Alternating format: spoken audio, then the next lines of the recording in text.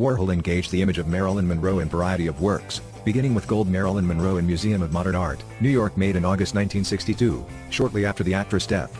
Rather than using a contemporary image, he chose a publicity photograph for the film Niagara in 1953, which he then cropped to bring her features into greater focus.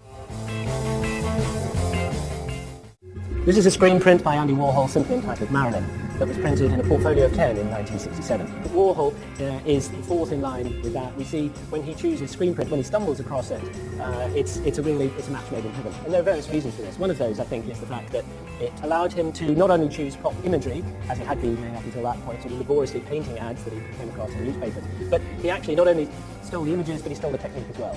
I think in certain respects, this could be considered a self-portrait, because there's an amazing sort of similarity between Marilyn and Warhol. Warhol himself turned himself into an icon, a man that started by printing brands, turned himself into one. He became brand Warhol. And I think with both artist and subject, what one looks at is one's trying to look below the surface. Is that all there is with Marilyn? And one also thinks that whenever one sees Warhol interviewed, as much as he tried to push her away, the reviewer wants to know, what did he really think? What was he really like beneath the surface? This is 3 foot square, it's printed in beige low colours. But I think in another respect, in fact, it's rather traditional. It is, after all, a portrait. It's a female portrait.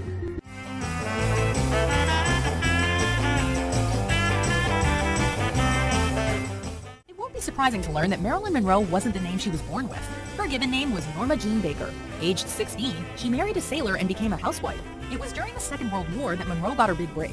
As part of the war effort, she went to work at a factory and met a photographer, David Conover. After this, she began doing modeling work and was signed to an agency. 6 years of hard work later, she built up to receiving top billing. She was married numerous times, including to big names like baseball icon Joe DiMaggio and famed playwright Arthur Miller. From being used in Andy Warhol artwork and beyond, Monroe has remained one of the most famous and recognizable people in history and a legend of cinema.